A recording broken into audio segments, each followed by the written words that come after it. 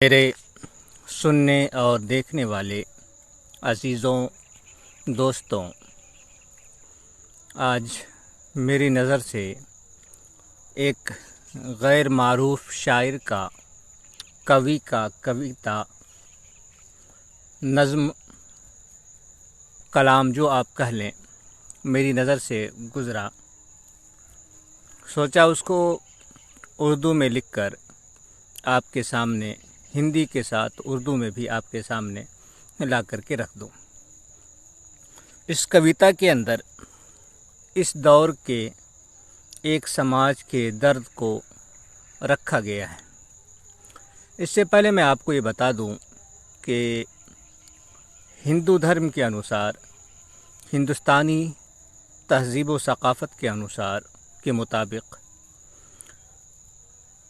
ہندوؤں میں 4 ذاتیاں ہوتی تھیں: برہمن، چھتریے، ویش اور شودر۔ شودر کو سب سے نیچ مانا جاتا تھا، جانوروں سے بھی بدتر مانا جاتا تھا۔ پھر آزادی کے بعد شودروں کو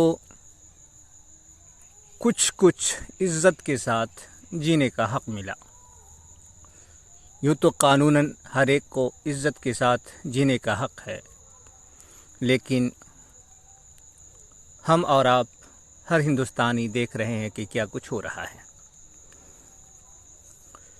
ہندو دھرم کو اگر آپ دیکھیں تو وہاں دلت یا ہریجن وغیرہ ان ذاتیوں کا تذکرہ نہیں ملتا ہے، لیکن آج کے دور کے اندر ہم دیکھ رہے ہیں جو ان کے بڑے بڑے دھرم گرو ہیں وہ ہندوؤں کے اندر اب 5 ذاتیاں لے کر کے آ گئے ہیں۔ حالانکہ دھرم گرنتھوں میں اس کا تذکرہ نہیں ملتا ہے، اکثر دھرم گرنتھوں میں یہی آیا ہے کہ ذاتیاں صرف 4 ہی ہیں۔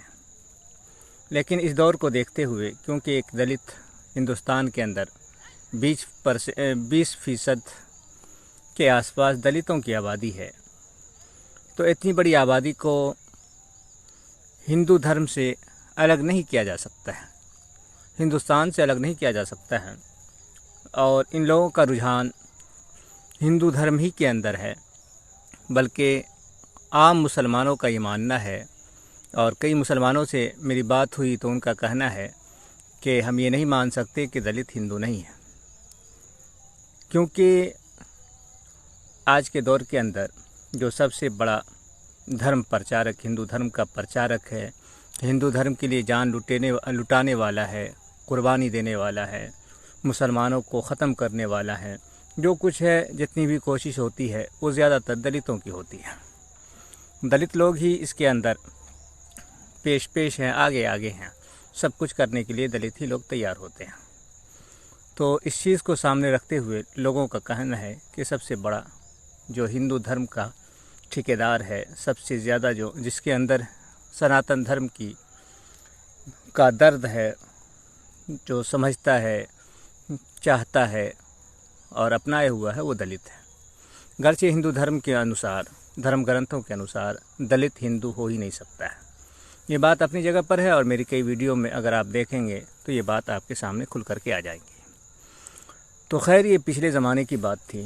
آج کے دور کے اندر بھی آپ دیکھ لیں، بلکہ 2022 اور 23 کو آپ دیکھ لیں تو آپ کو سینکڑوں ایسی گھٹنائیں ملیں گی کہ کہیں دلت کو گھوڑی چڑھنے پر، تو کہیں موچ رکھنے پر، تو کہیں مٹکے سے پانی پینے پر، تو اس طرح کے واقعات آپ کو ملیں گے کہ وہاں جان سے مار دیا گیا ہے اس دور کے اندر۔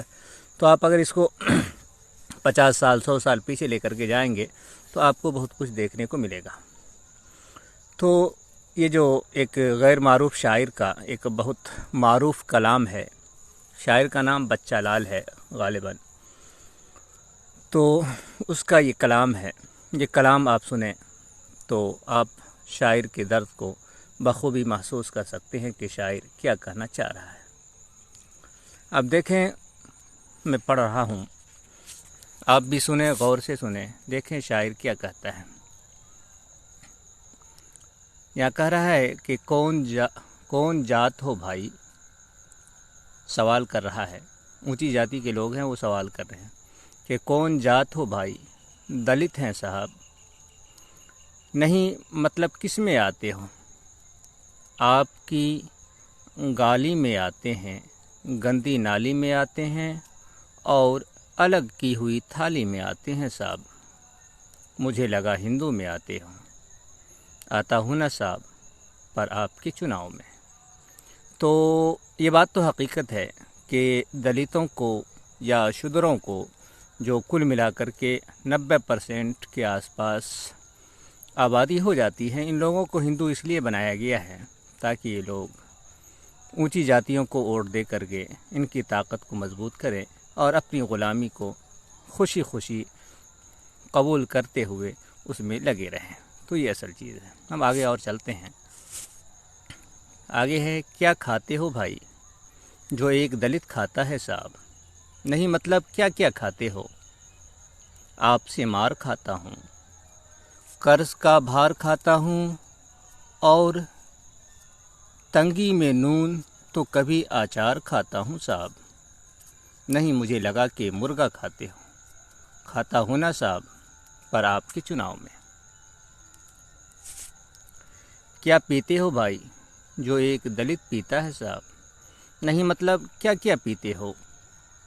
چھوا چھوت کا غم، ٹوٹے ارمانوں کا دم، اور ننگی آنکھوں سے دیکھا گیا سارا بھرم صاحب۔ مجھے لگا شراب پیتا ہوں نا صاحب، پر آپ کے چناؤ میں۔ کیا ملا ہے بھائی جو دلتوں کو ملتا ہے صاحب؟ نہیں مطلب کیا کیا ملا ہے؟ ذلت بھری زندگی، آپ کی چھوڑی ہوئی گندگی، اور اس پر بھی آپ جیسے پرجیویوں کی بندگی صاحب۔ مجھے لگا وعدے ملتے ہیں نا صاحب، پر آپ کے چناؤ میں۔ کیا کیا ہے بھائی جو دلت کرتا ہے صاحب؟ نہیں مطلب کیا کیا ہے؟ 100 دن تالاب میں کام کیا، پسینے سے تر صبح کو شام کیا، اور آتے جاتے ٹھاکروں کو سلام کیا صاحب۔ مجھے لگا کوئی بڑا کام کیا نا صاحب، آپ کے چناؤ کا پرچار۔ آپ اگر دیکھ لیں، یہ تو ساری کویتائیں آپ کے سامنے آ گئی، آپ پڑھ بھی سکتے ہیں، دیکھ بھی سکتے ہیں، اور بھی بہت سارے یوٹیوب پہ اور گوگل پہ آپ کو یہ کویتائیں مل جائیں گی۔ پر اس سے الگ ہٹ کر کے میری کئی دلتوں سے بات ہوئی ہے، تو یہ لوگ کھل کر کے انہی طاقتوں کو آگے لانے کی کوشش کر رہے ہیں جو طاقتیں ہزاروں برس تک ان کے اوپر اتیاچار اور ظلم کے جو سارے ریکارڈ ہو سکتے ہیں وہ توڑے تھے، جو ظلم کے قوانین دھارمک پستکوں میں لکھے گئے ہیں اور جو آج تک ان لوگوں پر اپنائے جا رہے ہیں، استعمال کیے جا رہے ہیں۔ یہ لوگ آج بھی انہی طاقتوں کو سامنے لا رہے ہیں۔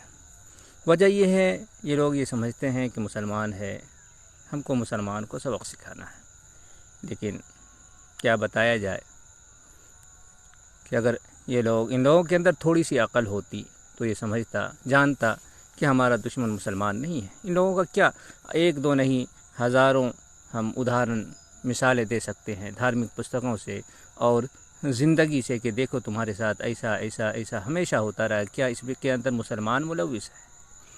کیا تمہارے ساتھ ایسا کام مسلمان نے کیا ہے؟ مسلمان کی دھارمک پستکوں میں ایسی بات تمہارے ساتھ لکھی ہوئی ہے؟ مسلمان تو، اسلام تو ہر ایک انسان کو برابر کہا ہے، نہ کوئی کالا گورے سے بہتر، نہ کوئی گورا کالے سے بہتر، نہ کوئی عرب عجم سے بہتر، نہ عرب عجم سے بہتر، نہ عجم عرب سے، کوئی کسی سے بہتر اور بڑا نہیں ہے۔ تو اسلام ہر ایک کو برابری کا حق دیتا ہے، ہر ایک کے ساتھ انصاف کرنے کا سبق دیتا ہے۔ تو نہ آج تک مسلمانوں نے کبھی یہ کہا ہے کہ تم دلتوں پر یا شودروں پر یا کسی پر ظلم کرو، نہ اسلام سکھاتا ہے، نہ مسلمان کر رہا ہے۔ ہاں، مسلمان سے وہ سامنے، کیونکہ برہمنوں کا، راجپوتوں کا، ٹھاکروں کا یہ داہنا ہاتھ بن کر کے مسلمانوں کے سامنے اپنے دھرم کی حفاظت کے لیے آتا ہے، تو مسلمان اپنی جان بچانے کے لیے لڑتا ہے۔ مقابلہ اسی سے ہو رہا ہے، جو لوگ آج ذلت بھری زندگی گزار رہے ہیں، بے بسی کی زندگی گزار رہے ہیں، جانوروں سے بدتر آج کے دور میں زندگی گزار رہے ہیں۔ انہی لوگوں کو استعمال کر کے ہندو دھرم کی حفاظت کی جاتی ہے۔ باقی باتیں آپ سمجھ سکتے ہیں، دیکھ سکتے ہیں۔ بس ہم اپنی بات ختم کرتے ہیں۔